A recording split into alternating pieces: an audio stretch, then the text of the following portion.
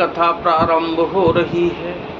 सुनो वीर हनुमान, गुरु जी भगवान। आसन आए बिराजिए, तेज पुंज बलवान सियावर। रामचंद्र जी की जय, पवन सुत हनुमान जी की जय। लक्ष्मण जी और सीता जी सहित श्री रामचंद्र जी पर्णकुटी में ऐसे सुशोभित हैं जैसे अमरावती में इंद्र अपनी पत्नी सची और पुत्र जयंत सहित बसता है। जो गबहि प्रभु सिय लखनहि कैसे, पलक बिलोकत गोलक जैसे। से वही लखनऊ सिय रघुबीरहि, जिमे अविवेकी पुरुष शरीरहि। प्रभु श्री रामचंद्र जी सीता जी और लक्ष्मण जी की कैसी संभाल रखते हैं जैसे पलकें नेत्रों के गोलकों की। इधर लक्ष्मण जी सीता जी और श्री रामचंद्र जी की, अथवा लक्ष्मण जी और सीता जी श्री रामचंद्र जी की ऐसी सेवा करते हैं जैसे अज्ञानी मनुष्य शरीर की करते हैं। एहि विद्य प्रभु बन बसहि सुखारी, खग मृग सुर तापस हितकारी। कहे राम बन गवहु सुहावा, कहे राम बन गवन सुहावा। सुनहु सुमंत्र अवध जिमे आवा। पक्षी पशु देवता और तपस्वियों के हितकारी प्रभु इस प्रकार सुख पूर्वक वन में निवास कर रहे हैं। तुलसीदास जी कहते हैं, मैंने श्री रामचंद्र जी का सुंदर वन गमन कहा। अब जिस तरह सुमंत्र अयोध्या में आए वह कथा सुनो। फिर हुन साधु प्रभु पहुँचाई, सचिव सहित रथ देख से आई। मंत्री बिकल बिलोकिन साधु, कहीं न जाहि जस बयहु बिसाधु।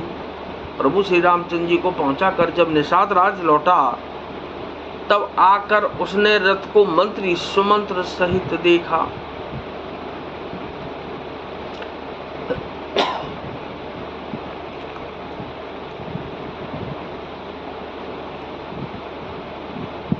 मंत्री को व्याकुल देखकर निषाद को जैसा दुख हुआ वह कहा नहीं जाता।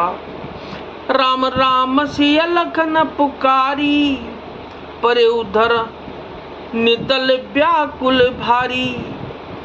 परे उधर नितल व्याकुल भारी। देख दखिन दिश हयहि हिनाहि, जन बिनु पंख बिहक अकुलाई। निषाद को अकेले आया देखकर समंत्र हा राम हा सीते हा लक्ष्मण पुकारते हुए बहुत व्याकुल होकर धरती पर गिर पड़े।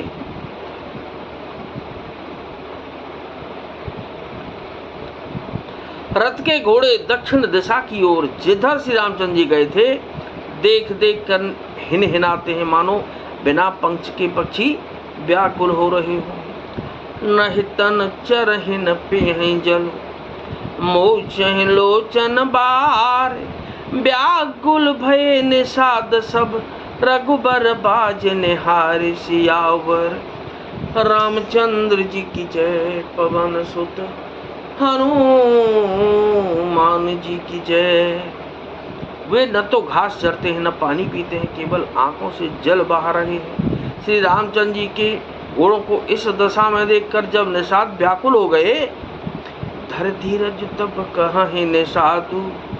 अब सुमंत्र पर हरहु बिसाधु।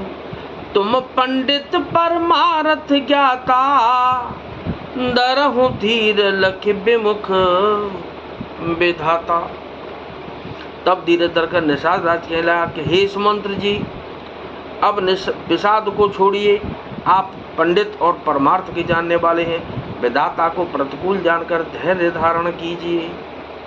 विविधि कथा कही कही मृदुबानी, रथ बैठा रे हो बरबस आनी। सो शिथिल रथु सकहि नहागी, रघुबर बिरह पीर और बाकी। कोमल वाणी से बात बात की कथा कहकर निषाद ने जबरदस्ती लाकर सुमंत को रथ पर बैठाया, परंतु शोक के मारे वे इतने शिथिल हो गए कि रथ को हाँक नहीं सकते। उनके हृदय में श्री रामचंद्र जी के विरह की बड़ी तीव्र वेदना है। चरफराहि मग चलहि न घोरे, बन मृग मन हूँ आने रथ जोरे।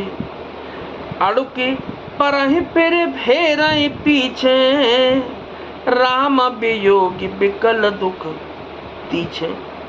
घोड़े फड़फड़ाते हैं और ठीक रास्ते पर नहीं चलते, मानो जंगली पशु लाकर रथ में जोत दिए गए हों। श्री रामचंद्र जी के वियोगी घोड़े कभी ठोकर खाकर गिर पड़ते हैं, कभी घूमकर पीछे की ओर देखने लगते हैं। वे तीक्ष्ण दुख से व्याकुल हैं। जो कह राम लखन देही, हिंकर हिकर हित हिर हितेही। बाज बिरह गति कही किम जाती, और बिनु मन फरिक बिकल जे भांति। जो कहीं राम लक्ष्मण या जानकी का नाम ले लेता है, घोड़े हिकर हिकर कर उसकी ओर प्यार से देखने लगते हैं। घोड़ों की विरह दशा कैसे कही जा सकती है? वे ऐसे व्याकुल हैं जैसे मणि के बिना सांप व्याकुल होता है। बजहु निषाद विषाद बस, देखत सचिव तुरंग। बोले सुसेवक चारि तब, दिए सारथी संग सियावर। रामचंद्र जी की जय, पवन सुत हनुमान जी की जय। मंत्री और गुणों की यह दशा देखकर निषाद राज विषाद के बस हो गया। तब उसने अपने 4 उत्तम सेवक बुलाकर सारथी के साथ कर दिए। कथा विसर्जन हो तो है, विदा हो हनुमान। गुरुदेव भगवान, राम लखन और जानकी मैया, सदा करें कल्याण सियावर। रामचंद्र जी की जय, पवन सुत हनुमान जी की जय।